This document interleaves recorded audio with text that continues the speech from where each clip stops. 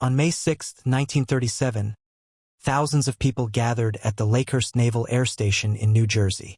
The weather was stormy, the sky heavy with rain clouds, but excitement filled the air.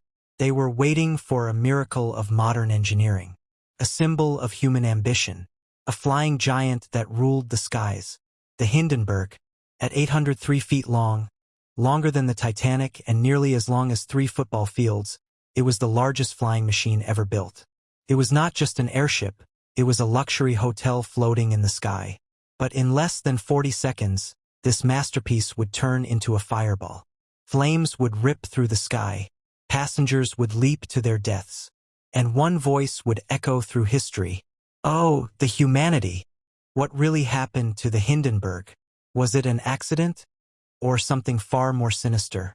This is the true mystery of the Hindenburg. To understand the Hindenburg, we must travel back to a time before jet engines, before commercial airplanes ruled the skies.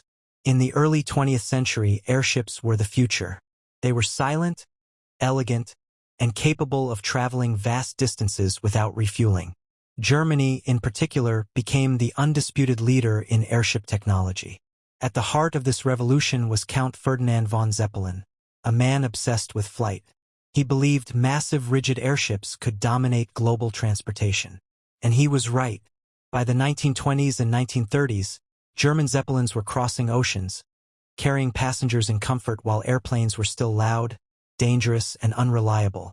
Germany wanted more than transportation. They wanted prestige, a flying symbol of national power. That ambition gave birth to the Hindenburg. The Hindenburg, officially named LZ-129, was built by the Zeppelin Company in Friedrichshafen, Germany. Its statistics were unbelievable. Length, 803 feet. Diameter, 135 feet.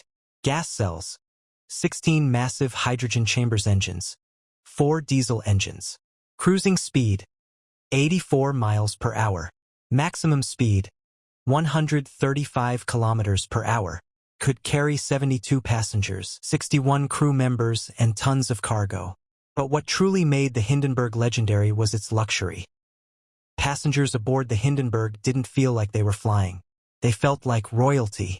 Inside the airship were private cabins with real beds, a dining room with white tablecloths, fine china and silverware, a lounge with a grand piano, made of aluminum to reduce weight, observation windows offering breathtaking views.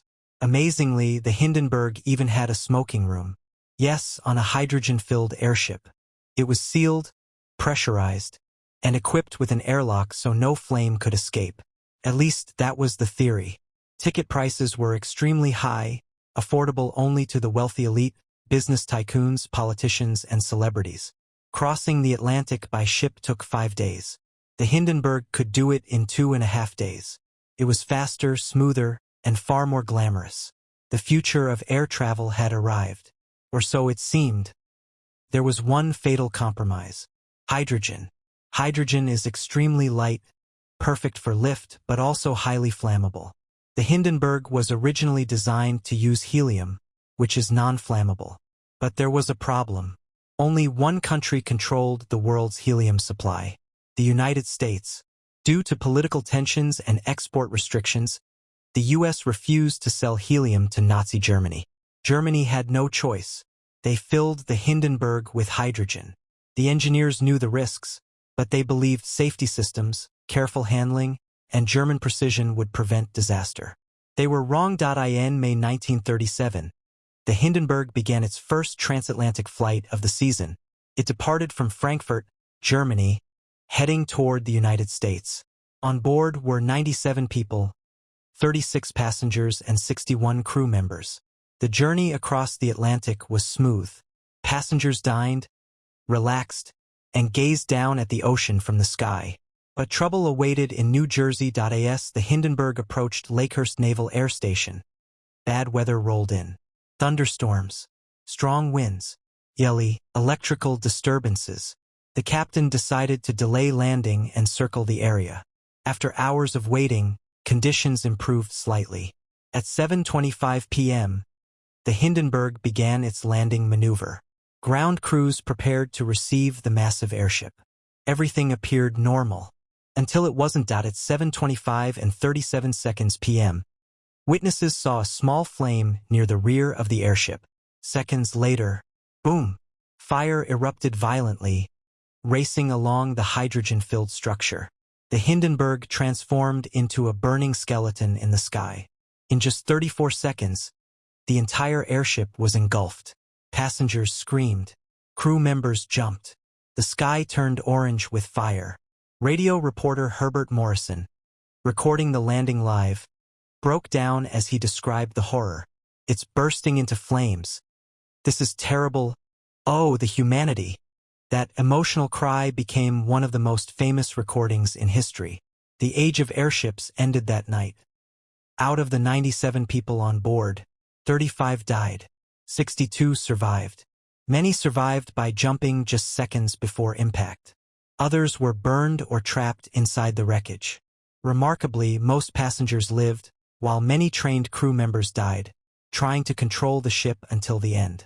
The world was in shock. How could something so advanced fail so catastrophically?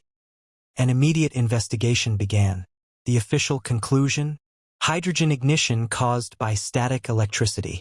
According to this theory, the storm created an electrical charge. A gas leak formed in the rear. Static electricity ignited the hydrogen. It sounded logical, but many questions remained unanswered.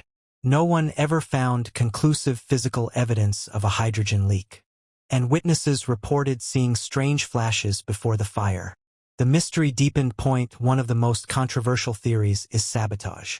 Germany in 1937 was under Nazi rule. The Hindenburg was not just transportation, it was propaganda. Some believed anti-Nazi resistance members planted a bomb on board. Others suspected a disgruntled crew member. A former crewman even claimed a timed explosive device could have been hidden near the tail. But no bomb fragments were ever found, and security aboard the Hindenburg was tight. Still, sabotage could never be completely ruled out. Decades later, a new explanation emerged: the paint theory.